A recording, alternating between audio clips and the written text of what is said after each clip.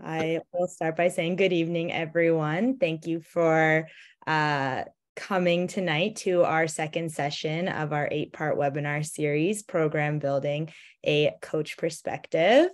For those of you who have not met me yet, my name is Catherine Gibbons. I am the coach coordinator and community rugby coordinator at Rugby Ontario.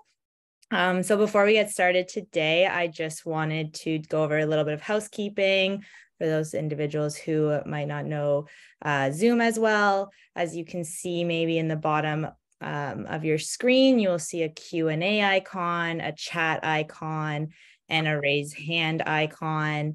The chat for tonight is disabled, but you can post any comments or questions you have throughout the session in the Q&A icon. And at the end of the session, once we have gone through our main questions with our panelists, we will also open the floor to more questions.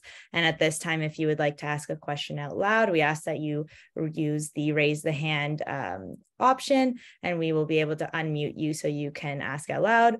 But if you would prefer to just ask in the Q&A icon, that is okay as well, and we will be monitoring that and be able to read those out loud to our panelists. So before we introduce our panelists, I just wanted to start by acknowledging that Rugby Ontario and our member clubs are situated on traditional Indigenous territories across the province. Rugby Ontario acknowledges that there are 46 treaties and agreements that cover the territory now called Ontario. Today, I am presenting from Toronto, which is the traditional territory of many nations, including the Mississaugas of the Credit, the Anishinaabe, the Chippewa, the Haudenosaunee, the Wendat peoples, and is now home to many diverse First Nations, Inuit, and Métis peoples. We also acknowledge that Toronto is covered by Treaty 13 with the Mississaugas of the Credit. So now I would like to pass it over to Jocelyn to introduce. Hi, everyone. So yeah, I'm Jocelyn Poirier. I realized on our last webinar, I didn't actually introduce myself. So if you were watching the last one and confused, now you know. I'm the manager of rugby development at Rugby Ontario. And really excited for our series here. So this is our second one, as Catherine said, and we have 4 awesome panelists joining us tonight. So Adrienne Brown, who's a coach at Brock Women's Rugby and with our Ontario Junior Blues program, among other roles. Darcy Patterson, who again, among other roles, is a coach at UBC with their women's program and in the BC Elite Sevens. John Peel is the director of rugby with the Toronto Nomads Rugby Club and a coach with our Ontario Junior Blues program as well. And Anne-Marie Peters, who is a rugby coach and administrator at high school level and involved in the OFSA Sport Advisory Committee for rugby. So each of them can speak a little bit more to their experiences as they answer some of our questions. But tonight, as opposed to having as prepared content for you, we're hoping to get some more discussion going with having 4 really great perspectives here. So Catherine will bring us to our first question, start us off. So we want to start with, how do you build a culture of respect and inclusion within your program? And JP is going to take us off from there. Oh, you're muted, JP. Here we go. Yeah, good evening, everybody. I'm obviously from New Zealand. I've been coaching for 12 years now, and luckily been involved with a lot of programs in my time, everything from junior rugby, senior rugby, representative rugby, boys, girls, women's rugby, men's rugby, 15s and 7s. So I've been in the background of quite a few things.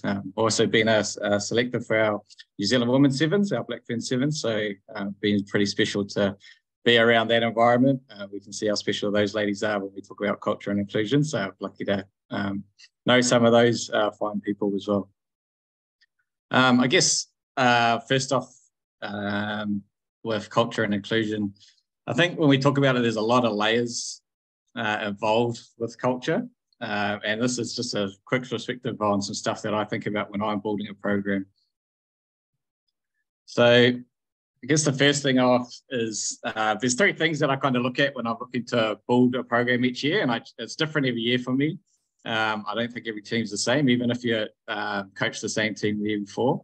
So I think there's three things. There's a team, there's the player perspective, and then I think what's most important is around the people and understanding them. So when I'm building a program and I'm looking at the team first perspective, I really look at that. It's really built on standards. It's driven by values. There's a connection, and that there's respect in that space, in that environment.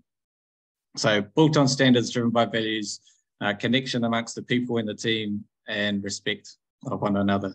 Not just one another, but hey, our opposition, our competition that we're in, all those great things that sort of lay on top of that. So like, for example, around like when we talk about connection, just to give you a little bit of some things that I've come across in the past, and a great one is around the pandemic, right? So when we came to the pandemic and we're getting back into training, and all the conversations are about what kind of training do we do? What drills do we do with social distancing? What kind of games do we play? That's all the conversation was about. My very first training that I did was spent the first half an hour having conversations, sitting down. How did you feel about COVID? What was good through COVID? So just around sort of connection rather than jumping straight into rugby stuff, when you're sort of looking at building culture and having that inclusive thing, because we also went through different things around that space. So I think it was really important, in that space that we hit that connection. When we're talking about the player, so some things I look at, players like organisation. So they love it when things are organised, planned and prepared. It's sort of turning up and going, oh, what are we doing? Everything's on tick and knows what's happening. Attention to detail. When you've got a lot of attention to detail, players soak that up. Coach the player. Now, what I mean there is it's really easy for us to look at a drill on YouTube, turn up to training and run that drill, but do we actually know what we're actually coaching out of that drill? What specific things do we want our players learning from that? And then I think building all that and having that, bringing that along builds trust, right? So I know it's a little bit of coaching things, but I think if we can have those things for the players, then it's going to help build culture and inclusion. Now, the people, I think it's very important. It's it's part of my philosophy is that we care. I think it's, and most of us, we all do, but caring for them as people, so we talk about the player, we talk about the athlete, what size are they, what skills they have, what X factor they've got. But I think we have to understand our people, and they come from different backgrounds. We've got emotions that we carry. So I think caring for them, comes a long way, especially when we're trying to build culture, when we're trying to include them to things. And I think once you find that there's care, then there's a lot of trust and respect that comes with that. Supporting them. So supporting not just the player, but the people as well. So we can support players as coaches pretty easily, but I think when we support people, I think it just helps grow that culture. Especially when it comes to life outside of rugby. So understanding that there's life outside of rugby for people. So if we can care about that, then we're going to get better environments. Like when they come to training, hey, what has their day been like? If they just had a real shitty day, turned up to training, not in the mood, had an exhausted day, and we'll see them as a player going, oh, that's not like them. Why are they not like that? So if we can understand them as people, then we can just help build on that culture. And then identity and belonging, I think, is a big one, especially in rugby with all the great values and culture behind it. Is we're always looking for our identity, whether that's as a team or as individuals. We're always trying to find our place. And you always want to belong to something. We're all pretty proud of what rugby club we play for, where we've been with rugby, who we represent. And I think it's a big piece in terms of our culture, especially for and that can go through all age groups, if you're a young kid, growing up, you're still trying to find who you are as a little kid, trying to find your identity. And if we can place those values and standards into young kids growing up, then it just helps build that environment. Now, all of those are all intertwined, right? So people, hey, they still need to have respect, whether it's about themselves or the team. You've got to trust the people around you. The people need to be organized, so it's all intertwined until we come to that. Now, they have to own that, and it has to be theirs, right? But we can guide it. The other side of that is as coaches. Okay, so these are probably just some more thought-provoking questions. Now, as coaches, what relationships are we creating? So think about what sort of relationships are we creating in a team sport and in a team environment. How are we connecting with our players and our coaches? As I said before, not just as players or as coaches, but as people. How do we connect that with them on the pitch and off the field?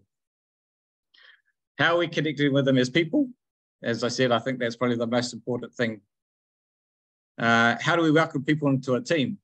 So I'll give you an example of some things that I see quite often, and we've probably found ourselves in these positions in terms of someone new turns up to training. You're probably 5 or 6, training sessions into your season. And as a coach, you're probably busy setting up your training session, putting some cones out, and you kind of leave your players to introduce and communicate with a new person turning up. And you go through your training and then they leave and you go, oh, who is that new person? So like, we're at that time of how do you welcome them into the team as a coach yourself, and then how do you welcome them to your environment with everybody else? How do we talk to? How do we talk at or with people? So when do we talk to them? And do we ever forget to talk to them? So at a training session, after a training session, we kind of review a session. Oh, how did that drill go? Did this work well? What skill did I learn? Did I deliver that well? Do we ever think about leaving training and go, who didn't I talk to at training? Who didn't I say hello to or goodbye to? Who didn't I give feedback to training that I might need to give feedback to training next time? So just thinking about little things like that when we're reviewing sessions. So like, when do we talk to them? Because that just helps build culture, makes them feel included. When are we dealing? We're also in these environments, we're dealing with different personalities all the time, beliefs, different people's beliefs, backgrounds. So do we take time when we're coaching to find this out? Like, do we take time to understand it? And how do we use that in our environment? So people are going to be different all the time. And it's just about managing that. I think there's another session coming up called The Art of Coaching, and some of there's the art of coaching, right? In terms of like how we deal with all those different, but I think, like we coach drills, we coach skills. Hey, we can also coach of learning and understanding different people as well. And I guess to sum that up, it just comes down to know who you're coaching, right?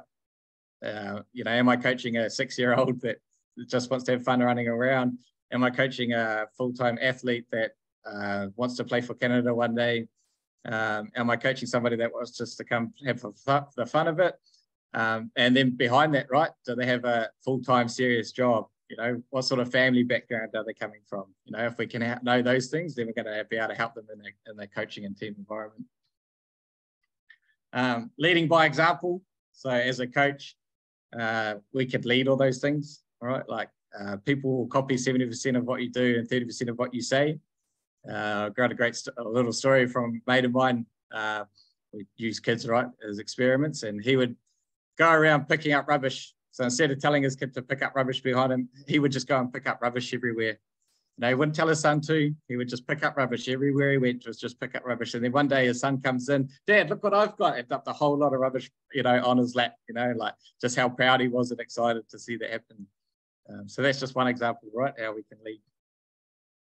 And then it comes down to balance around that connection, and especially with coaches, there's a big balance between when we're having our coach's hat, when we have our friend hat on, right? So as a coach, we have to make some very serious decisions sometimes that affect the team and the culture and the environment, and people, like I say, like in selection, people are going to get disappointed when they might not be selected. So how do we handle that and manage that around people? So again, if we know how they are, we know what they're like, then we know how to manage that, and we can balance that when I be a coach and then when I maybe be a friend, or sometimes even just a shoulder to, unload on sometimes, in a coaching environment, kind of like that. One of the questions that came up was obviously, how do we deal with people with poor attitudes? Now, again, there's a couple of ways that we can look at that, right? Like if we look back to my slides more around the team and our standards and values. Now, what kind of environment do you want your team to be? You know, what is the culture that you want your team to be? Now, do you want that sort of people involved with that environment? You know, do you want them there when you have 20 odd players that, you know, really excited and part of that culture and drive with those values? You know, do you want that one person that unsettles all that up and pisses people off and, you know, upsets that environment, you know, just for somebody good? The other side of that is, can you get to understand that person? You know, are there reasons, do they have barriers held up, you know, that is why they have that attitude? You know, rugby has a great background in terms of all those values and standards for changing people to be good people. So can we actually help them and direct them, you know, in the culture and our environment to be better people, you know, to break those barriers of the attitude and then become an amazing environment? And, you know, I've had that happen, and those are probably some of our proudest moments, is when you see people become better people, become part of the team. So I always dare to sort of create an environment for people to be quintessentially weird and unique, you know, like, so to a place for people to express themselves, and that vulnerability is okay. You know, like, we want people to turn up, laugh, smile, you know, roll around silly, you know, for them to be free, to be able to play rugby. So I guess those are some things that we touch on now, where I see them. And just to show you some ways that I do that is I do a lot of visual stuff, theming, and a lot of ways that we could do that. Now, using our strengths, again, as who I am as a person. So I'm a sign writer by trade. So I make sign stickers. So I have a bit of creative background, and I use that in my coaching sense. And then using all these things to pull out. So, you know, can we use people in the team to create these things? You know, can we use our idols such as Michael Jordan or Stacey Fluger in the Blackfern Sevens to empower people in our environment? Can we use quotes from, you know, from things? Can we use powerful words that are empowering to people to create those values and standards and backgrounds? And then how we make them believe this, right? So, for example, Timo Furno down on the left-hand side there, our mindset, resilience, there's some standards and values that we had in the team. Now, the way that I brought this to the team, and then the way that I made them take ownership of this is I had these posters, and they had to take responsibility of those posters in this tournament. So they had to look after them, take them all to our team stuff. So that's how they ended up owning that thing. On the other side, there's the other team of Inferno. We had another second year of this competition. Again, came with these posters, but this time the team sat down and filled it out like a little cartoon book there around our values, our mindset. You know, the team took control of that and had a conversation about putting that together. So I think there's a lot of things how we could be creative, use these sorts of things to create our culture and environment to build on. Again, building back to all those things around standards and values and people.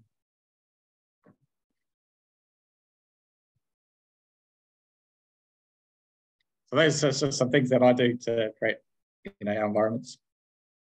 Awesome. Thanks, JP. I'll open it up to our other panelists. Anything you want to add to, build on, questions, comments, and anyone else listening, if you have questions, throw them in the Q&A now as well. Or you can raise your hand if you want to actually speak a question, if that's easier.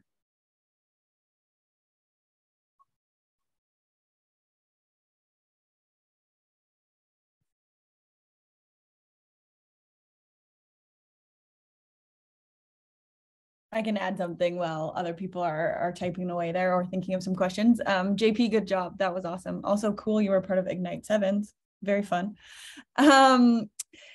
I was just wanting to say that I think all of that stuff is really good, and engaging the players in the process is something that is really, really important. A question for you would be, when do you start to see leaders emerge? And when would you move from like, when would you like see culture emerge? And when do you integrate them into that at a certain age group? Or when do you just start to like create that? So your rubbish piece was like kids, they pick up things, they mirror what you're doing, but then like say like a U18 level, you kind of want them really engaged in the culture that they're creating, but again, be that guide for it. Whereas maybe like senior rugby, that's where the team itself establishes it and you just keep them accountable. I don't know. Can you share some stories about different age groups that you've experienced that with? Yeah, I guess what I like to do is I'd always like to start off with a team presentation, you know, like a team meeting. and we always come together, and I make sure that I always have some sort of presentation with that like last slide that I showed you, with some sort of visual effect in terms of some direction on it is that we're going. So right at the beginning, I like to do it early at the season and get everyone included. Sometimes I'll do it beforehand. So this year, for example, obviously I was in New Zealand between turning up, so I made sure I had for this year for our Nomads, I asked the question: who are we? Who do we want to be? And who do we represent? So I laid out those 3 questions, and then I gave it to the team. And before we even got here, so they got onto a Zoom call and they answered those questions. Right. So again, without me, they took control and responsibility of that. So those are some things that I do pretty, all the time with every team. With kids, I think, again, know who you're coaching. So again, you might not put a slide up and have a meeting with them, but hey, the energy that you bring, like what do you bring to your first session and training to establish even just some simple rules. So one rule that I've always held on to is no throwing water bottles onto the ground. So something simple like that, right? Like there's a bit of respect because, hey, somebody brings a water bottle out to you, you don't just chuck it on the ground back to them, right? So there's now installing some respect, to little kids. So even with young ones, you can just start off with some simple rules, in terms of starting some values and structures in those environment.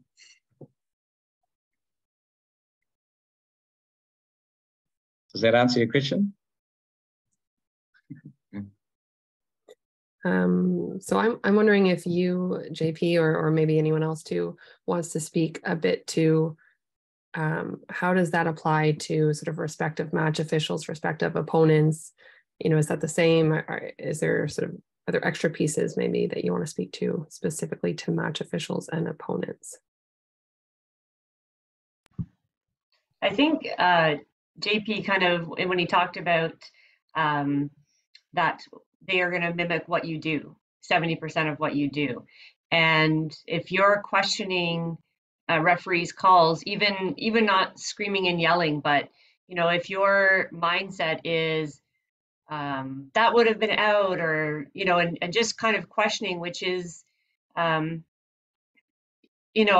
a really challenging goal for, I would say, 95% of our coaches, because we're passionate, we're involved, and we want our players to do well. But just watching how you're doing that and how often you do it, and same with, I think that just speaks to what you do and how you carry yourself and how you respect your opponents, and whether you speak to the other coach with kind words and respect, both before and after the game, regardless of the outcome. Your players are going to model that. It's kind of hard to tell them to not chirp at the referee when you've spent 80 minutes doing that. Yeah, 100%. Great points. I think you're right. I think that that modeling piece kind of carries across so many areas, right? I do have one other question. How formal do you recommend making exercises / workshops / traditions to build team culture? Thoroughly developed drills versus acknowledging each player, of establishing a phrase as one's go-to? I don't know if this individual wants to be able to speak more to that, if I did justice to your question there, or if anyone wants to jump in and try and answer that.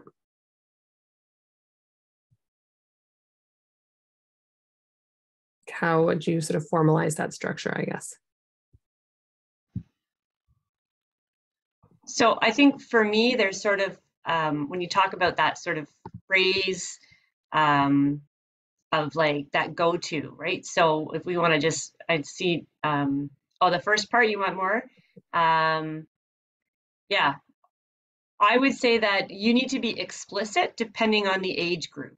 So I think when you're dealing with young kids, being explicit might be a little bit over, but my experience, a lot of it is with high school. So I'm really explicit in what the goal of a drill is, or what the goal of our team building exercise. So if we're doing something, so for example, here in Ottawa, like the Rowan Stringer Day. So I make sure I have the purple ribbon, and I explain to them as a whole why it's important we show our solidarity. And this is something that was, important and meaningful to me. And I am explicit saying, if there's something that as a team is important and meaningful to you guys, let's then highlight that, and we'll get together and be pretty explicit about how do you build that. And that's how you can get those players to then transition that when they become adults or older or leaders on their team, is they know the skill set of how to establish a culture or a tradition, not just, oh, why do we do this? I don't know, we just always do this. It's, we do this because of this, and this is, and how we move forward from it. I think those are just my thoughts. Yeah, definitely. I think for myself, I guess as I explained it, is what I do at the beginning of every season. I think it's about setting the tone. So what you do in those environments really is setting a tone for your season. So like, I'm a visual person, and visualization in terms of like planning forward, it's not just about that one session. So how does that session represent what the rest of the season is going to look like, right? So if you want things strict, regimented, on time, is that how formal you're going to make that session, right? Do you want things fun and excited and, a laughing environment where everybody's included? Like, are you having, does everybody bring a bit of a plate of food to share, right? So everybody's now involved in part of that, part of that space. Are you having games and fun little team challenges, in that environment to create, just to create that, so like, what sort of theme are you wanting to create through the season is then what is what you potentially do in that first space. Great. So we'll go into our second question so we can make sure we have time to get through everything here. And Catherine, if you want to pull up that slide, I think for Darcy, but the question is, how do you develop leadership and responsibility amongst all players? And how do you select and use captains and other leaders most effectively? First, I'll introduce myself. I'm Darcy. I'm actually from British Columbia, so sorry, but thank you for having me here. I'm excited to be with you guys. This is a really interesting question, and I do think it is situational, again, on which age group you are working with, but I think it really bleeds in from the previous question, and leadership can be developed by the culture that you set or the standards and rules that you have within your team.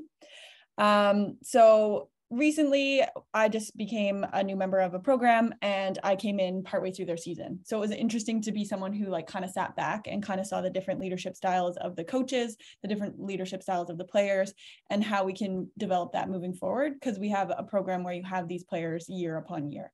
But I know for some of you, maybe you only have them for a season. So you have to identify players who might have leadership skills, players who have leadership skills that are in different realms, and kind of do an assessment piece. So I think that you first need to go, okay, where do we want to be with our culture? Where do we want to get to with our team? Where do we want to establish these rules? And then figure out which athletes in your program want to be a part of that in a verbal way, a part of that in an action way, or a part of that in a both way.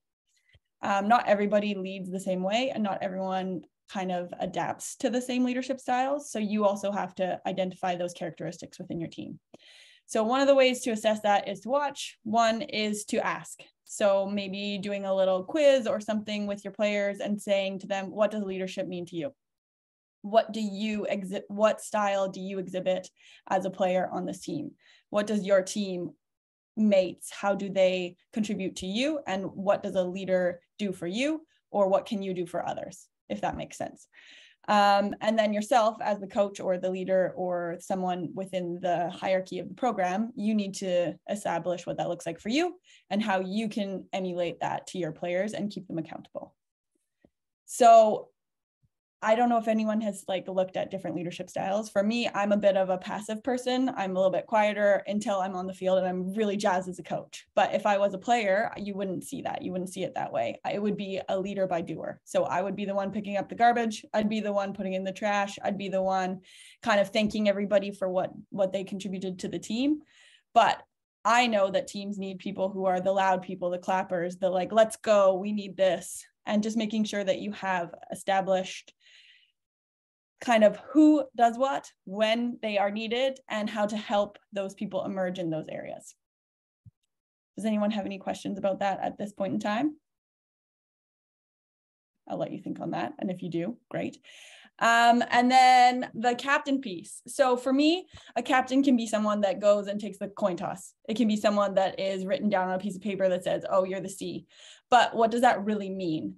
I think all of us have been watching the Canadian women, and you see Sophie, she's a captain that is a leader. She is a captain that represents something more than just herself. She represents her team. She brings forward issues, and she kind of is the person that speaks for the team and emulates the team, which is something that's pretty unique. Not all captains have that quality, and some are just really good at knowing what the rules are, knowing when to establish them in a game. So I think it's really important to define what that looks like on your team and say, hey, this is our captain. They are in charge of the coin toss. They are in charge of this. These are our leaders, and these people are in charge of this, or they bring this to the table, and kind of have them connect on what that looks like for them. So we have off-field leaders, on-field leaders, culture leaders, people who do stuff within the community, they're leaders, and or people, if you're doing a U18 team, is there anyone that's kind of connecting with that U16 team and being a leader for that next generation that comes up? So just making sure that you establish that a leader is not only just the captain, and the captain is not only the person who represents the team, but being clear about what those different things are. Because if you're not clear, then sometimes, especially in girls and women's rugby, it can cause some issues. Clarity is important. The other thing that you can do to kind of create that leadership or create those captains is to ask the players themselves to contribute and say, okay, hey, we're gonna say, this is who we want as a leader.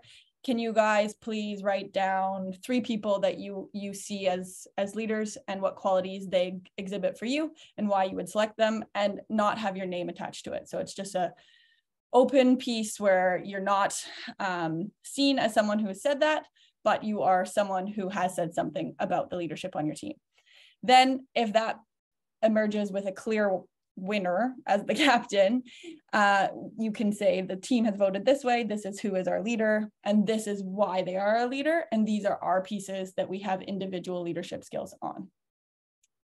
Okay, we have some questions. So how big of a leadership team would you tend to have for a 7 squad, 15 squad? Great one, Khalil. So for sevens, I was part of the women's sevens program. So I would say for them, they have 4 to 5 people on their team.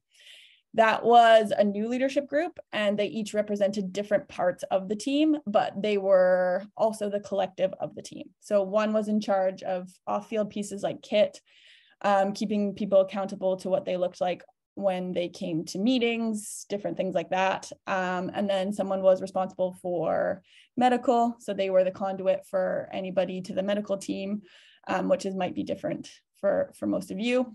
And then there was a leader on getting information from different players and how they brought that to the coaching staff or to the leadership staff.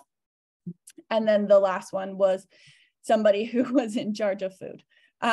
Which was really helpful for me as a manager, because then I had someone specific to go to with any of those requests where they were getting hydration and nutrition and different pieces like that. So for sevens, let's say sevens, U18, I would say 3 to 4 is great. You don't want to have too many cooks in the kitchen, but you want to give enough opportunity for people to share their voice and for them to collaborate and build those leadership skills as well. For 15s, again, you could have different groups that represent different parts of your squad. So you could have a forwards leader, a backs leader, back 3, and then linkage. So 3 to 4, I would recommend as well. And then also have different committees. So in sevens, I would say you have a leadership, and in 15s, you can have committees and leadership. The next one, captaincy for youth. Example, U12s who may not have a consistent captain, but for whom it might be an aspirational rotating role.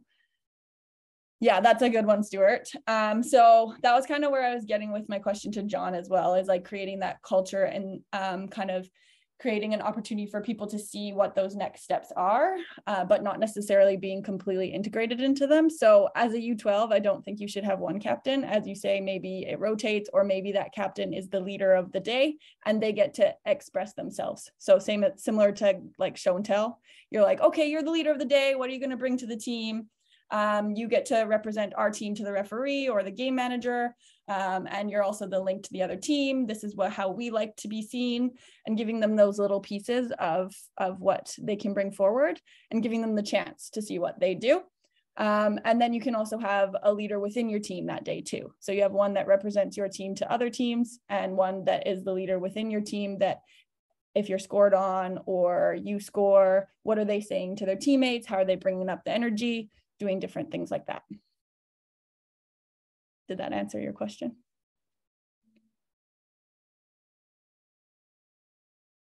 Yeah, I think that's all great, Darcy. I love the idea of sort of different roles, right? And especially there's differences between, as you said, kind of a national sevens team versus a high school sevens team, or a youth team, and what those roles might look like. Yeah, but as Stuart said, yeah, having sort of multiple leadership roles. And I know we've talked about sort of, you have your on-field captain maybe, and then you have like your mama duck, right? Someone who takes care of the team and the people and some of the more logistics. And depending on the type of team and that, those roles may change for sure. We do have another question here. I don't know if anyone else wants to weigh in on any of this before we move forward here. So allowing other players to step into roles, learn to start growing leadership, whereas maybe you have a core group and a rotational piece as well. I have a bit of an idea on this one as well, if that's okay, Jocelyn. Yeah, go for it. Okay, so I also think it's a bit of a leadership opportunity for people to bring forward things to their leaders. It's challenging sometimes to be a voice where you're like, oh, I need to like represent other people, but these are our leaders and maybe they're not doing something for the team, or maybe they are. So that having those check-ins and the leaders kind of checking in with their own players and the players taking on that opportunity to discuss different things with them is really important for building skills. But you really need to have that cultural piece like lined up so that it's not just whining, it's actually productive, there's positive things, and it's a collaboration for your team. Anne-Marie, do you have anything to add to that one? Yeah, no, I think it goes back to, and again, sort of putting the teacher hat on with that, because that's the age group I tend to work with most, is that the explicitness of it. And that idea of, okay, so Allie's going to be captain today because in our last game, these are some of the skills she really exhibited. And, and so that they know why they're being selected as captain when you rotate it. A lot of my coaching background is basically teams where I have almost no one who's played, or if anyone's played, they've played one season. So having that rotational part, because they don't know yet if they're going to be a leader or whatnot. And I think that just being that open and honest with them of what does that captaincy mean? It's not the best player, as you pointed out, especially with a lot of high school girls teams, is there's a lot of emotional baggage that gets attached to that label.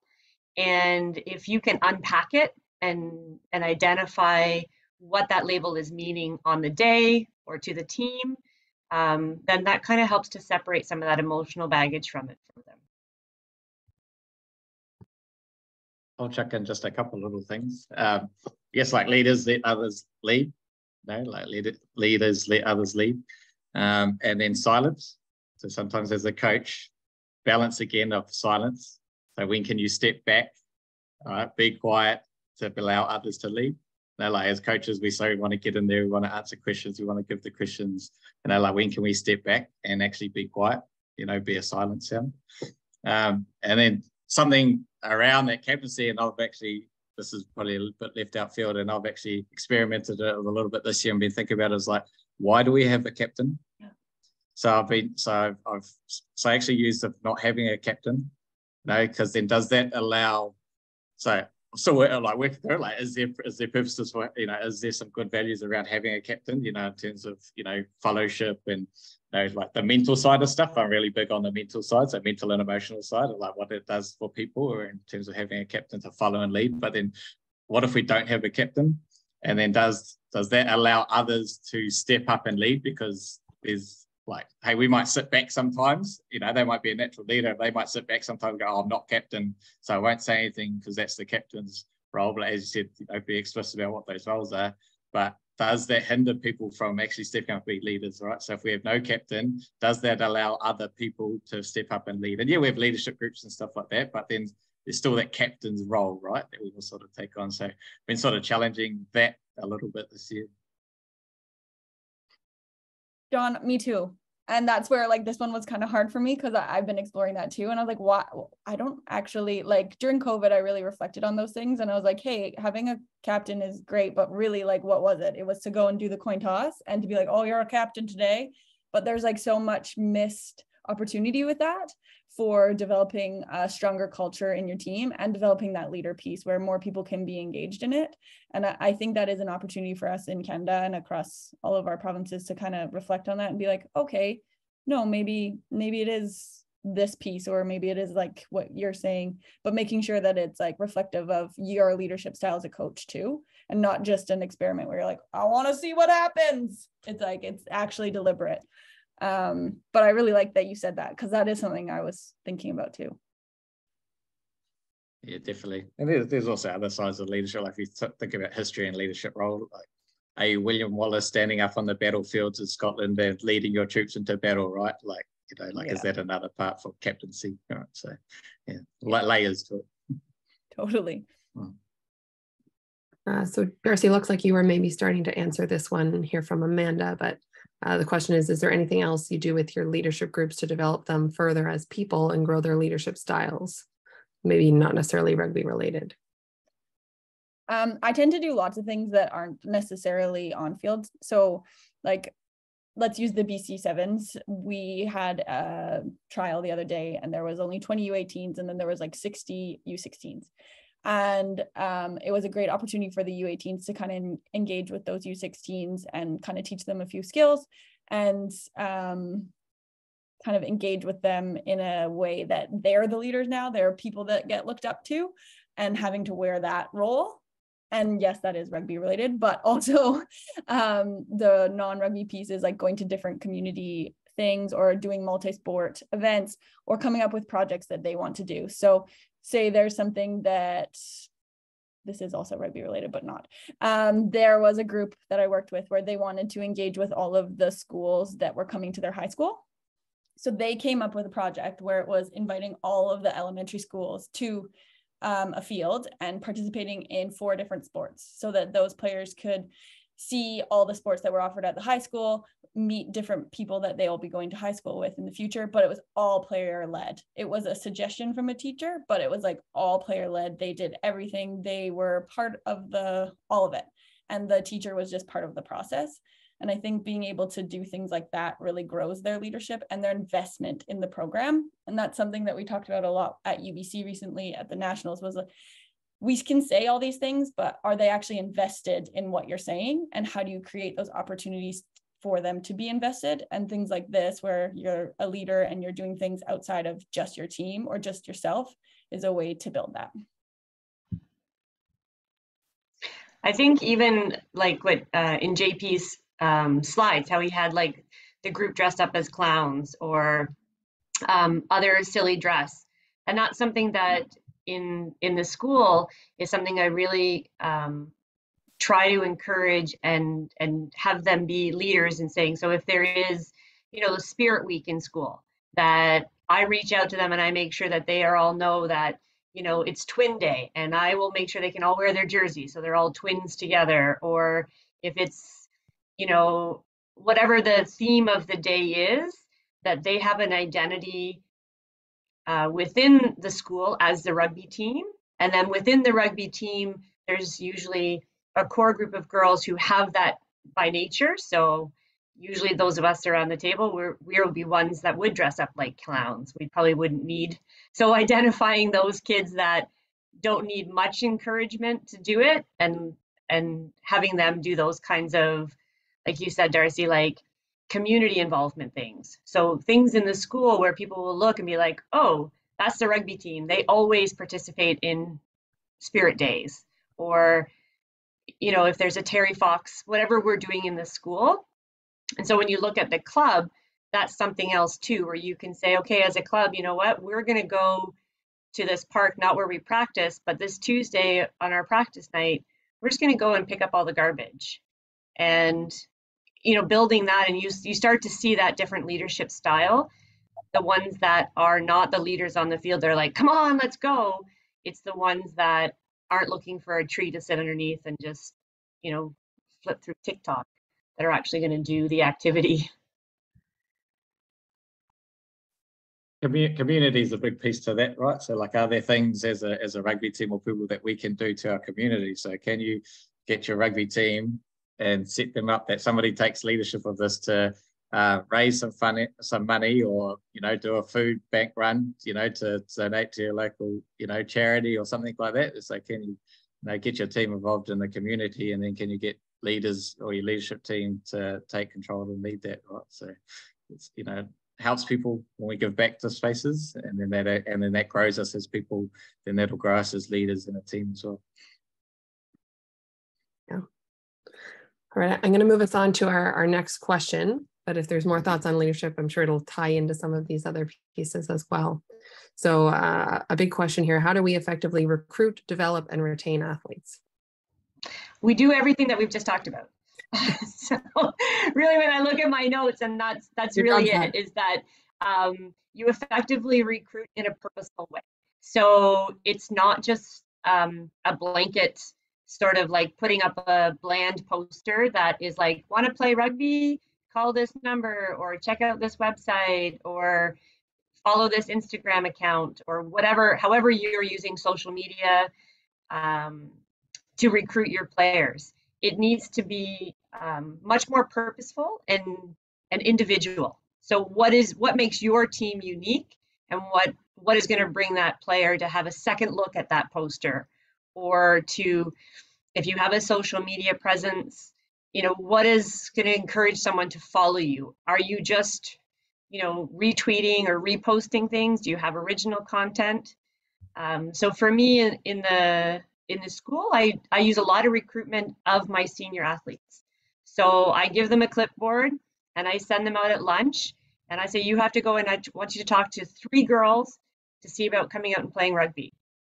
And, you know, and we've really recruited a couple of really excellent players that way, girls that had never played any sport in their life.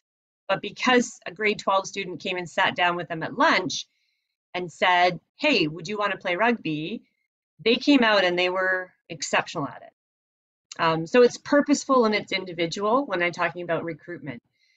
For development, I meet the athletes where they are.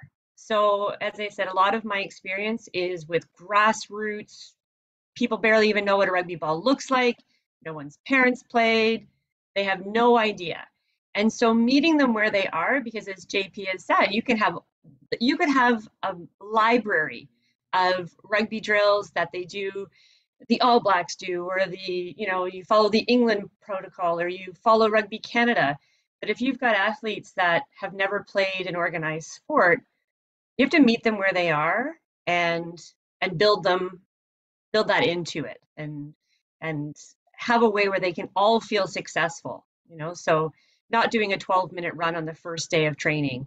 And so people are like, all right, peace out, I'm not coming back. And that, again, even meeting the strong athlete, because you want them to also be engaged. So understanding when you do have some of those athletes that are intense or are more experienced, is meeting them where they are and helping them see where they can continue to grow, and how can they grow out of this maybe silly activity that you've got planned to try and engage these new people. How does this relate to you as a maybe more experienced or senior player? So that's sort of that development piece. And then for retaining, if you're doing the first two things, they're going to want to come back. And, when JP was talking about that team culture, they showed up, which for a lot of the female athletes, and I know I can't really speak to I haven't done a lot of coaching. I've coached 2 boys teams, but not a lot of it. For girls, if they show up, they've already, that's the biggest step, is actually getting them out to the field with cleats and shorts on.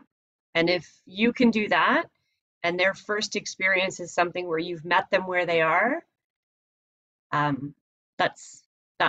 keep coming. So I think that the retention part, if you're doing the first 2 well, it takes care of itself. And again, all the things we've talked about with culture and identity, and them knowing who you are, and you're being explicit. I think a lot of times as coaches, we have our plan, we have our master plan, we have our goals, and we forget to share it with the athletes that are out on the pitch. So just, kind of opening that up and letting them know, and even if it doesn't go well. So I'm sure we've all had drills or sessions where that didn't go as planned, or this is falling apart, and being vulnerable with them and saying, yeah, that didn't go well at all. So you know what, let's play some tag, and we'll come back at it and we'll do something different.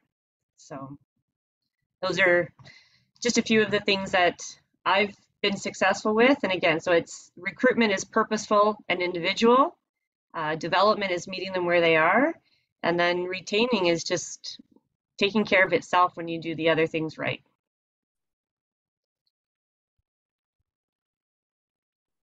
Lost my mouse for a second.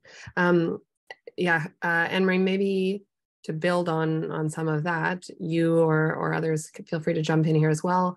Dan had a question about the sort of competing notion of recruiting for skill versus recruiting for, we'll say, willingness to learn, improve, so sort of attitude, right? How do you balance that skill versus attitude? I'd be happy to jump in, at least to take on a bit of that one. Yeah. I like coaching I started up our girls rugby program after 10 years for the first time last year after the pandemic. So for me, recruiting based on skill wasn't really an option, considering nobody in my high school had played the game before, with the exception of 2 athletes. So when I'm recruiting at the high school level, I'm sure as Anne-Marie also has the vast majority of her experience at, it's not so, I don't think we're looking at athletes looking for skill. It might be more just general athleticism, general engagement, general interest in a game, or trying something new. I know for me, it was a numbers game. I probably recruited half of our female population in our school to play rugby, and I ended up with about 15%, which I was super stoked about. And then, as our season went on, I think the vast majority had an incredibly positive experience. And that experience was what allowed the retention piece, especially. But it wasn't specifically recruiting on skill. I think, for the Ontario level and stuff like that, that's when you start to recruit based on stamina, speed, strength. The skill stuff, depending on what the skill is, right up until probably U18, you're still coaching a lot of those skills, and maybe more recruiting based on athleticism and coachability. That's probably, I think, across the panel here, one of the biggest things all of us would look for in an athlete, right? Raw skill is fantastic, but if they're not willing to develop that, then they're dead on arrival pretty much. So I know for me, I'm just kind of looking for engagement. Body type is fantastic too, if I'm looking to fill a certain position. But experience and stuff, especially in our current situation, is probably one of the last things I'm looking at in terms of the recruitment piece.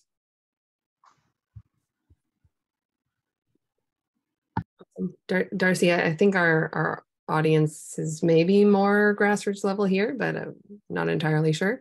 But I'm wondering if you can maybe speak to that from, that higher level perspective of at what point does maybe skill become more important, or how do we balance maintaining the importance of attitude and not having it take a back seat to skill? in some cases. Sure. I love this topic. So with our program with BCE for the sevens, we've kind of established a thing where I just say everybody is a part of this program, no matter their skill level, their anything, they are a part of the program and they're an active participant. However, they'll be selected for teams. So then that keeps them engaged in the program. But then when they're selected for a team, that also keeps them engaged or inspired. So they're like, oh, I didn't necessarily make that team. Okay, I still have a chance. I'm being developed. But it all comes down to a lot of work, and you have to do a lot of communication with each of the athletes. Again, I work in the sphere of women's and girls, and they really like to be communicated with and to feel important in some aspect, as they are. All people are important, no matter what their skill set is. So that's one of the approaches that we've taken. And then to retain them is you have to make it fun and you have to meet them where they are. So if they're someone that's like a really good athlete, and they are not necessarily a really good rugby athlete yet, they might get frustrated really quick and easy. So you need to draw it back so that they're able to excel in an area that is good for them. And just seeing what your group is made up of and trying to create those opportunities and environments for them, which again takes a lot of work. And I know that a lot of people on this call are volunteers. But that work pays dividends, because then you retain your athletes, you have them longer, and then they're able to kind of do that for you in the next year or in different programs that people come into. And then within all of that, it's just creating kind of a buzz. So like making it fun, making it exciting, getting those people jazzed to come out to rugby, because that energy, it's infectious and it breeds other people's desire to want to come to our sport. And then they have a good time and they're excited. And then they have those positive experiences that they can share to other people. So those are kind of those are what I go to with my recruitment and development and retaining of things.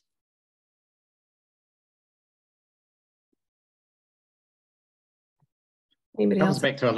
Comes back to a little bit of like right from the beginning of understanding like and knowing what you want and what you're looking for, you know, like what when you talk about a skill, what skill are you looking for in these athletes? So then what sort of person and people are you looking for in this environment?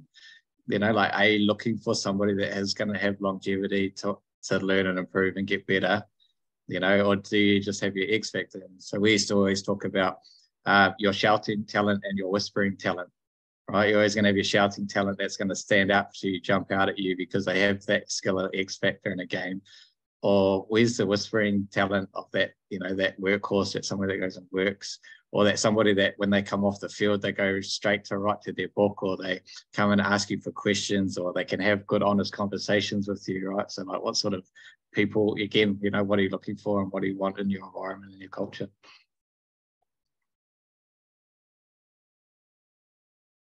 And I kind of think we're all in a place where we're moving towards a better environment where we don't, rugby is for all, what I'm trying to say, but we're also getting to a point where we can actually pick out athletes now, which is a really exciting place for rugby. Whereas before it was like, come one, come all, come everyone, we will make this work.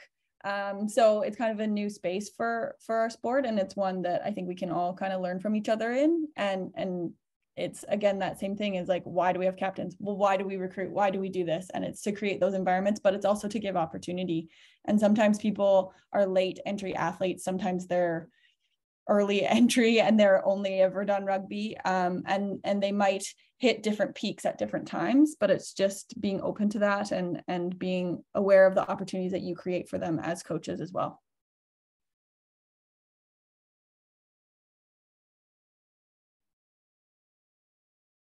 Great.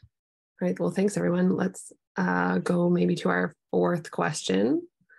And we will have some time. We should still have lots of time for other questions at the end. So I know there have been a few others coming in. I'm sure people will have more as we continue the conversation. So Catherine, if you want to take us. Oh, you already did. Sorry. This last piece is about how we effectively transition our athletes into other levels. So whether it's, you know, junior to senior, high school to university, or high performance, or roles, coaches, match officials, volunteers, right? How do we keep them engaged in other ways? Yeah. All right. So I'll first introduce myself. I'm Adrian Brown. I've been coaching rugby for about 10 years now. I coach at the high school level. I coach club as well. I'm the sevens coordinator for the Guelph Rugby Club. I'm coach at NRU for regionally Rugby Ontario, and I also help out at Brock as an assistant coach for that as well. So it keeps me busy, and I've luckily had the opportunity to experience kind of a number of these levels. So for this one here, there's a bit of a visual to go with it. Let's see here. Hopefully that's working. There we go there. Perfect. And there we go. Awesome. So I'll be focusing on transitioning athlete roles, either from introductory player to high performance player or higher level athlete, whether it's to coaching role or into the referee role as well. So yeah, that's what I'll be focusing on here. Now, I know for the vast majority of our athletes, especially right now, their point of entry for this sport is at the high school level. I know with most of the athletes I coach, they're not getting experience in rugby or probably haven't even heard of it realistically until about grade 9.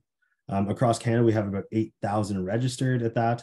And then moving up into the higher levels, we have, in Ontario, roughly 100 spots between West Central and East per age group for those athletes.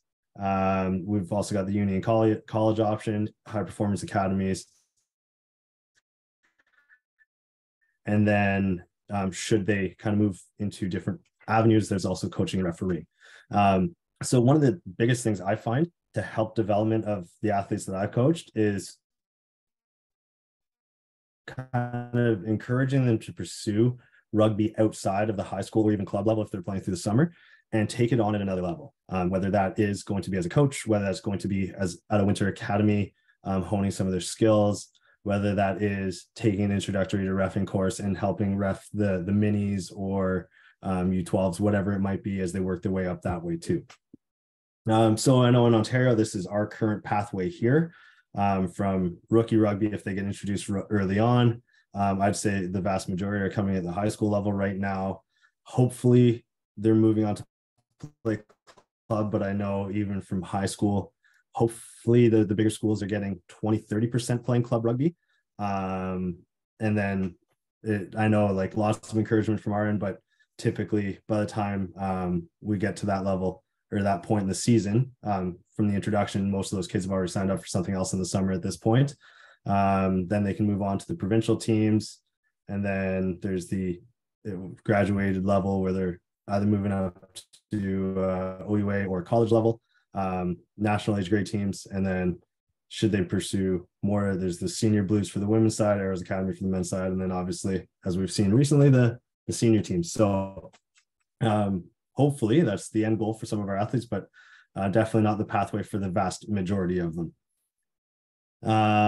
So when it comes to definitely assessing athletes, and I know this was kind of already spoken to just briefly in terms of kind of retention or training, and how to kind of identify, I guess, the things that I know I'm looking for in my athletes when I'm recruiting, especially, but especially for the higher levels, is like stamina, speed, strength, just as raw skills, then their rugby skill themselves, and then that kind of game sense, game knowledge, to help kind of separate them a little bit more, whether that's going to help them move up to the next level. So those are the 5 S's that I use to assess athletes to move up to next levels and stuff like that. So in terms of getting athletes to that next level, one of the biggest things I think right now is there's a ton of hesitation. We're getting all these new athletes in at the high school level that have been playing another sport probably for most of their life, likely hockey in a lot of cases. And then they're coming into a new sport within a year or two. So a lot of us are probably saying, hey, you should go try out for Ontario. Hey, maybe you should go try out for the regional team. Maybe their club is pushing them to do that. And they're, looking back on themselves saying, well, I just started this sport. How am I at all good enough to do something like that? For, I would say a lot of them anyway. So I think a lot of the hesitation for them is to get that first tryout or training camp or whatever it might be under their belt, to get comfortable with what we do at those kind of sessions, whether it's you know, how many kids have actually run the Bronco before showing up to their first training camp? How many kids have walked through a 40-meter sprint and how to do it before their first tryout? Things along those lines, and then gameplay with athletes that they probably have, sure they're comfortable with that, and that first tryout might be a complete bomb, but encouraging them to go back and get that under their belt, get that experience, to hopefully either bring that back to whether it's the high school level or club level, to then try it again, develop another year, try it again, whatever it may be. So I know kind of right off the hop from the club level, it's encouraging kids to get out and try out for the regional programs, especially on the 7 side. I know whether it was just at the Ontario Summer Games or with this Fall 7 series that we just had, there's typically 4 groups there, the Southwest, NRU, and so Niagara region, TRU, Toronto region, and Eastern Ontario. And, you know, they have 2 age groups on both sides, and getting kids out to those levels, that's going to be the first hop to the next level of rugby for a lot of them, where they can now experience new coaching levels, different types of games, different experiences, and get to travel a bit more with that opportunity. I know some of those clubs had, or some of those teams head down to, whether it's New York, Tropical Sevens, all of that kind of stuff. And then hopefully they continue to build that. And I know with my high school girls, as I mentioned, it was all of their first time playing rugby this summer. And I was able to convince about 6 of them to go out and try out for the Ontario team, regardless of what they thought they could offer. You know, enough kind of poking and prodding, and they did make their way out there, and, you know, they had a wonderful experience. For the ones that made the team, it was amazing, and for the ones that didn't, it was still a huge take-home experience for them, and I think really beneficial for what they brought back to the team after that too. So being able to then kind of, especially for all of us that are high school coaches out there, something like that experience, it almost feeds back into our high school programs. You know, they get to work with other coaches, they get to work at the next level, and then hopefully they come back to our high school if they're not graduating, and they play the next year, and all of the skills, all of the mindset that they just learned, all of that positive culture that I know with Rugby Ontario, with the West Side, we spent a lot of time focusing on. Hopefully they bring that back to their high school environments and really help coach up and bring up the girls around them, or the athletes around them as well. So I know that really feeds back into local programs. And then from there, hopefully, it's kind of what happens after high school. So I know with this, I've had 3 athletes out of my high school program now go and play at the university level. 2 of them knew what they were doing. That was their goal. That was their focus. They were heading in that direction. And then the 3rd one kind of took a bit of encouragement, you know, asking about which universities they were going to. And I think this is really getting to know, really making sure you know your players and what their goals are. And just saying, hey, you know, you're heading here. Think you could probably make this team. Why don't you reach out to the coach? I'm happy to put in the reference for you. And then she ended up also playing, and not really expecting that as well. So I think really focusing on those pathways and trying to connect players with next level coaches, whether it's the OCAA, OUA, or Ontario programs, and then that just kind of spiders out and continues to then connect those athletes further levels as well for more opportunities. Because I think right now, as much as, you know, the entry point for most of our athletes is high school, so probably grade 9 for the vast majority, that's also the exit point. We lose a lot of our athletes after grade 12, whatever it is, whether they're not playing university or college, or they stop playing club after the U18 level. So really encouraging them to continue on if it can be the high performance level, fantastic, whether it's at the provincial level, regional, or moving on to other teams. And if it's not that, then kind of in which direction do we go? And as amazing as it would be, I think we're all pretty realistic, and not every one of our athletes is going to make it to that high performance route or head in that direction. So it's kind of, what do we do with those ones that have a passion for the game, that love rugby, but, you know, just don't have that step or don't have that pass or that willingness to or ability to go to that next level. So I think in this case, it's a matter of really recognizing those athletes' strengths. If we can keep athletes involved in the game, I know rugby is one of those games that absolutely gives back long after you're done playing, and keeping athletes involved in this game for kind of as long as we can, whether it is just playing at the club level, is fantastic. But we end up with so many athletes just kind of falling off after that, because whether it's they don't want to play anymore or anything like that, or they tried for that higher level, they don't see the pathway after that, and they just say, that's it with that. I think one of the best ways to get younger athletes involved, especially, is encouraging them to coach back in their clubs. If they're heading back, if they're playing for a club through the summer, if they're U18 turnaround, U12s, U8s, minis, rookie rugby, they all play on different days. If they can get out and start their coaching, teaching these kids how to pass, teaching these kids the basics of rugby, not only are they going to then have a new route that they can pursue with this game, I find it also tends to help their ability in the game as well. It helps their development, their skill set. So I think getting them to give back in a way that maybe coaching, I know earlier in his talk there, and then if we can support that development, and maybe it's not always going to be to that high performance level, but maybe there's somebody that's super passionate about the game, and then they can pass on that passion to a young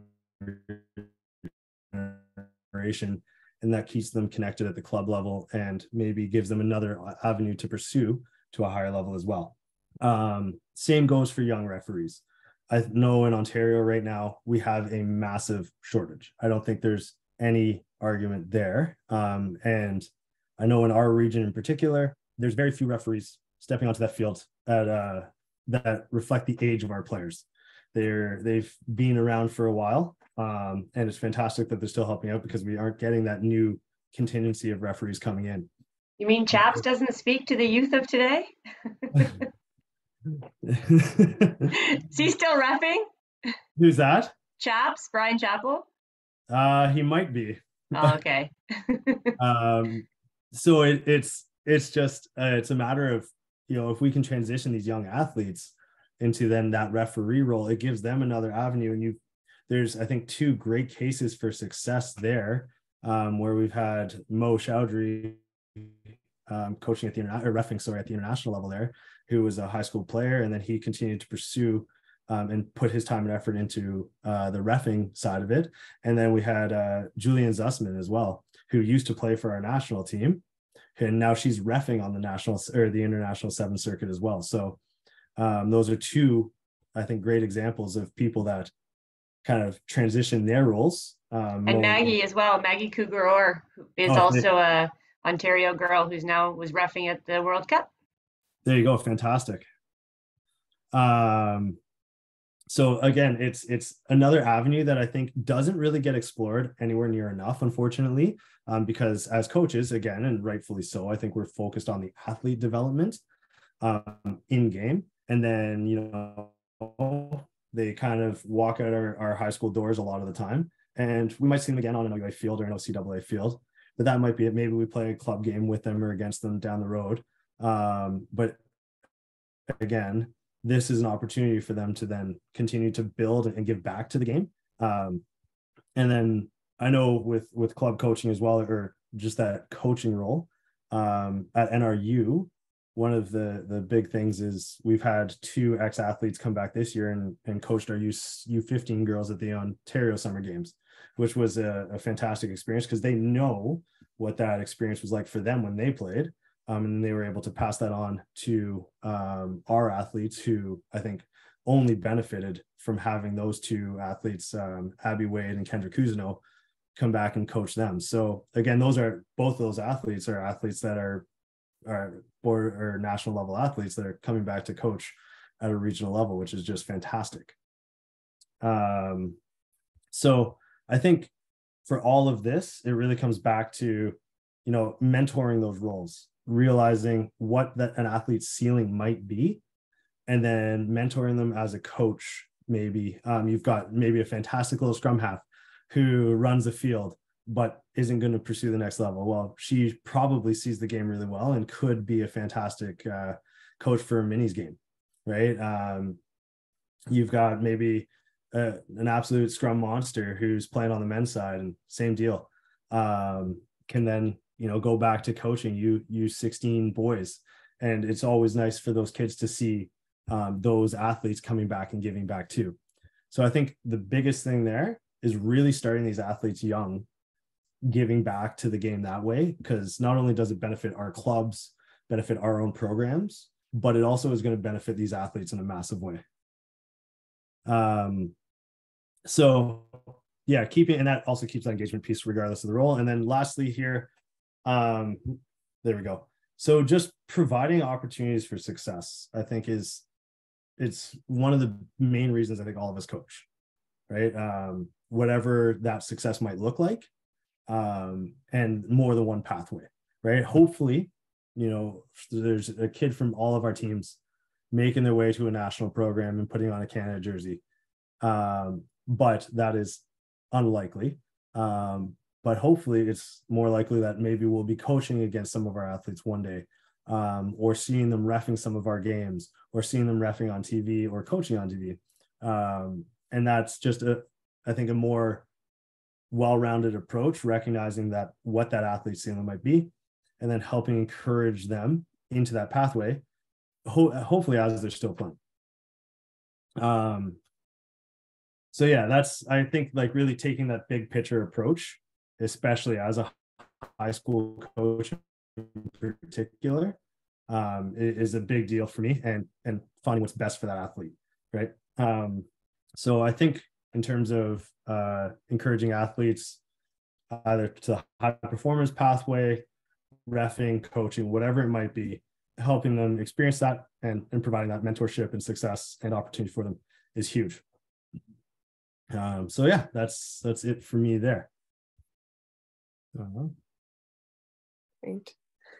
Thanks, Adrian. And we've got a few other kind of questions and comments coming in around some related topics. I will say we've got some things in place that we're working on in terms of addressing younger match official training and coach training as well, that we're excited about. So hopefully more to come in that area.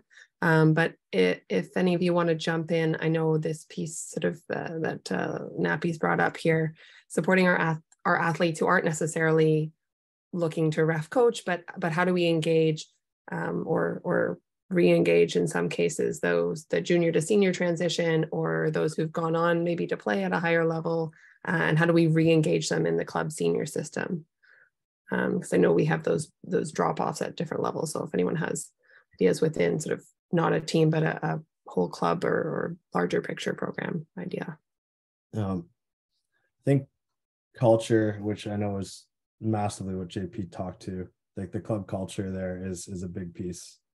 Is like, are they coming back into a culture where they can enjoy the game and have fun, or are we still kind of dealing with some of that toxic rugby culture that we've seen in the past that's still maybe hanging around some of the clubs, especially for maybe that U18 to senior transition, for younger athletes who could be intimidated making that jump to senior level, and then you're seeing the pressure on them to play through an injury, to play their U18 game on Saturday or on Wednesday, and then play the senior women's game on Saturday, regardless of what else they have going on at the outside of that club.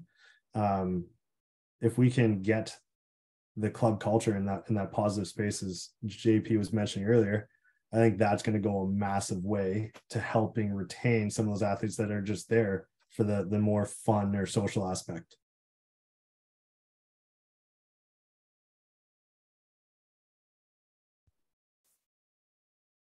Anybody else, feel free. Feel free to jump in.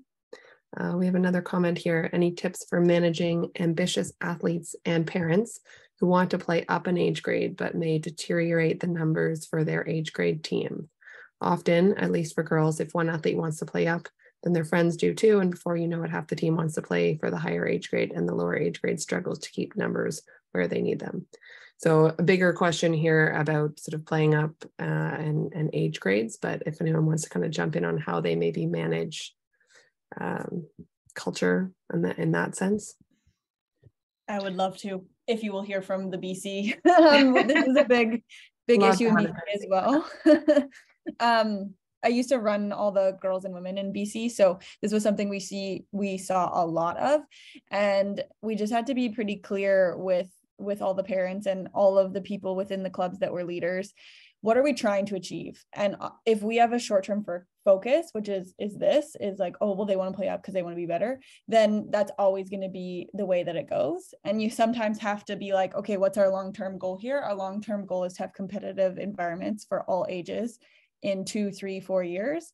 And sometimes you just have to stand your ground and say, no, this isn't happening at the U16 level. You're playing U16, because by the time they get to U18, that group has been together for 3, 4 years, and they're going to be awesome. They're going to have lots of things that they've done together where they're able to apply more game sense, more game knowledge, but also build on skills and team culture together. And that's something that we saw here was really important. And within a 4-year span, we grew 400% in club rugby, with staying like really strong to that piece around playing in your age category. So yeah, I just think you need to stay strong on that and just be like, okay, we are going for the long term, not the short term. And this is one of the things that has been established as a working model. I think taking the opinion piece out of it is what's important. And actually, like you said, like putting that idea of long-term athlete development model. Here's our strategic plan for our athletes, and here is why we are following this pattern. And then you're not just using, well, I want them to play together, or I want our group to be. It's not your opinion, it's not your choice. This is about what is good for, and you can see it apply to all sports type of thing. And then I think once you take that opinion piece out of it, it kind of becomes a little bit harder to argue against, rather than just having someone who's saying, well, this is what I want. Well, I also want to be 6.5 feet tall, but I can't do that. So this is, putting that on the table might help to defer that combativeness. Yeah, thanks for that, Mary. Catherine, if you want to go to, I know we've got a hand up here. Ian will try and unmute you so you can ask your question. Should be good now, Ian. Can you hear me? Yep. There we go. So this is really, really good. I really appreciate all this coach development. We haven't seen much of this from Rugby Ontario, but it's been awesome. But I gotta say, I'm a little disappointed that when you look at developing players, we're only looking to develop the players. Like if you looked at his slide, develop players for the Arrows, for Ontario. There's no senior club rugby development in there. As a senior club rugby coach, it's disappointing that Rugby Ontario is not supporting us and trying to get players and help us recruit players into our clubs as well. I understand that we as clubs have to recruit players, and we have to do a good job of developing that. But it's tough to see it from Rugby Ontario when we're not included at all. So that's my comment. But overall, I think this is great, and we definitely need more of this for sure. Yeah, thanks for that, Ian. I know that's exactly actually what I was trying to get at with that piece of how do we keep our players engaged from junior to senior, right? Or if they go off to high performance, how do we bring them back to the club? And that's that doesn't have to involve high performance at all, right? There's lots of individuals. I think that was more Nappy's point too, that how can we provide a great opportunity for people who just want to play club rugby for life? Yeah. Right? There's nothing wrong with that. We love those people and we want to encourage that as much as possible. So we're trying to hit both streams here, and hopefully we can answer that. Thanks. Anyone else? Anything else on that note? Or I think part of that, like as a coaching thing, is like we have a role responsibility of that as well in terms of helping grow the game. you know, to support that. And so, like, for example, when I got here in 2019, I went to a school, they had 20 odd kids trying to play rugby there. 90% of them didn't know that there was club rugby to play for. So how are coaches and clubs, you know, sort of promoting that? And then it comes back to probably, you know, this theme of the night in terms of culture and environment is like, what sort of culture environment are we creating that these kids want to be a part of and want to be involved with? You know, like, are we creating performance pathways for kids to be athletes, or are we creating good spaces for people to come and enjoy and be around that they don't want to leave? You know, like, so create an environment that people don't want to leave. You know, they love this. This is awesome. This is fun. And not just through what you do, but again, back to how you treat people. You're like, so how do I engage with those young kids? Like, as a person, you know, how do I get them excited? How do I make them go, hey, I want to go back to JP's coaching because that was cool and fun. And man, he showed some care about me because he talked to me about something outside of rugby, right? Like just those little things. And so like some things that I try and do is, like, when we're trying to develop in high schools is it's around connections with people. So, you know, those players will come because I've made a connection with them. So how can we make those connections with people to actually bring them over as well? I think that's a lot of it. You know, ensuring that kids or athletes, period, have a similar experience regardless of kind of where they go. I know I had athletes come back after playing elsewhere and they had a pretty negative experience with club, if I'm going to be quite frank. And a lot of it had to do with, you know, it was very traditional, I guess, practice structure where your scrum half slung balls to you while you stood still, and that was 2 hours of that, and then you ran around and did a little bit of unopposed touch or whatever at the end of the session, and that was about it. While the forwards went scrummed over there and the backs ran their plays over there. And I think that turned a lot of athletes off from going to or wanting to go back to those clubs in the following season, unfortunately. And be creative, right? Be creative, be different, be unique, you know, like make it weird. And then people remember those things, right, to come back to. I think another one to chuck out too, we talk about, like, if you talk about like athletes and performance and wanting to get places, and one of my coaches actually spoke about this a little bit in terms of like to get, especially rugby here in Canada, right? Like it's pretty not easy, but there's a lot of opportunity. Like if you do enjoy this game and you are an athlete and you are wanting to, you know, succeed and maybe get to play for Rugby Canada, there's not a lot of rugby kids here to pick from, right? So your chances and opportunity of getting in there, you know, is a high potential. Actually, so I pulled up a slide before as you're talking about it in terms of pathways, and I've seen one the other day in terms of like how many youth play like basketball compared to how many make it to the NBA. You know, how many play baseball and get to the MLB. You know, like it's 1 in 100s of something thousands, right? But you know, like that's something that we can maybe sell here a little bit too is, hey, if you do enjoy this, you know, hey, there's a quick opportunity for you to be representing Canada sometime on another layer of it, right? Okay, so we're coming up on 8:30, so lots of great points coming in. I know there's more questions, and I'm sure we could continue this conversation for another hour and a half. But hopefully we'll revisit this topic in a future webinar or have some other opportunities for these sort of things. But we were going to throw out some rapid fire questions for each of our panelists before we go. I am mindful of time, so we might only get to one of them. So we'll just ask if each of you, and we'll maybe go in the same order that you took on these questions, each of you could throw out your biggest piece of advice or sort of take home message from today for all the coaches listening. Oh, my one's just, are we going in order, or don't, Darcy, you could go if you want to. No.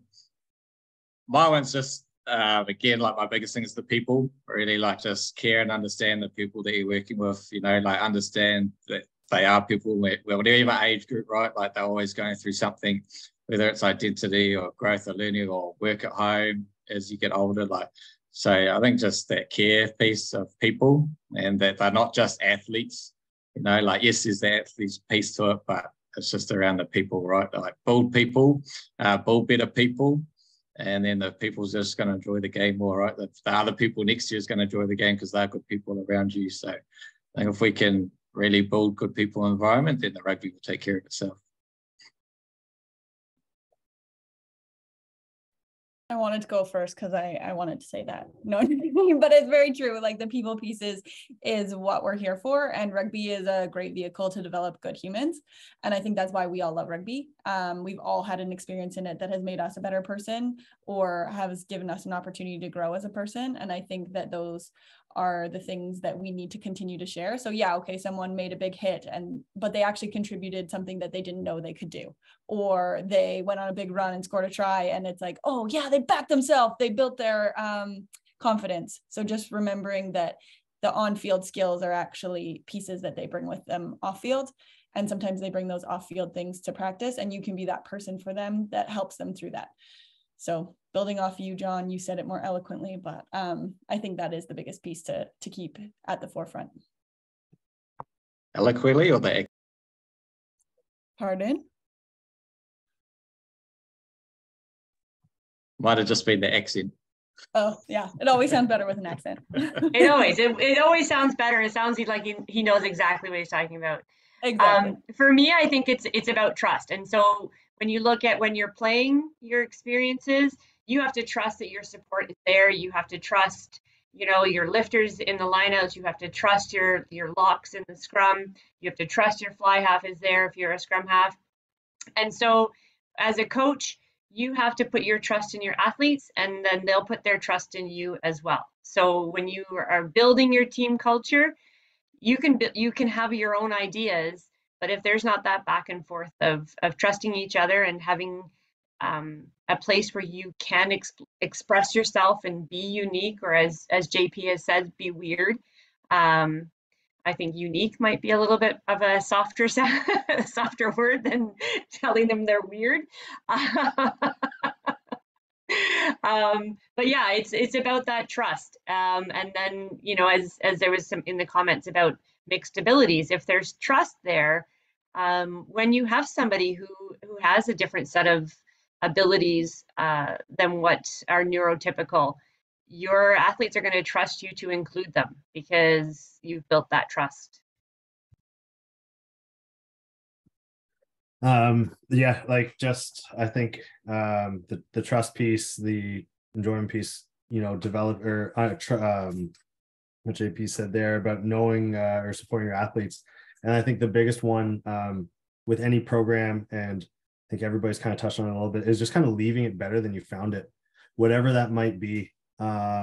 Whether it's an individual program, the field that you're at for the day. I shamelessly have stolen this one, I'm not gonna lie, but it's a fantastic I think role or motto to live by, whether it's the position on the field or the program as a whole. Just taking it over for the time that you have it, and hopefully adding one little piece to it or a whole lot to it, whatever that might be, and hopefully leaving it better than you found it.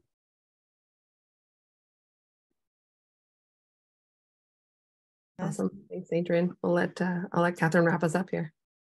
Awesome. Well, thank you all for sharing your experiences, thoughts, and knowledge with us tonight.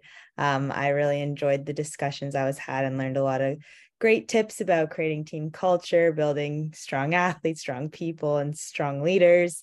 So thank you all for taking the time out of your night to come and share that with all of us. And thank you to all the attendees for coming tonight and listening in.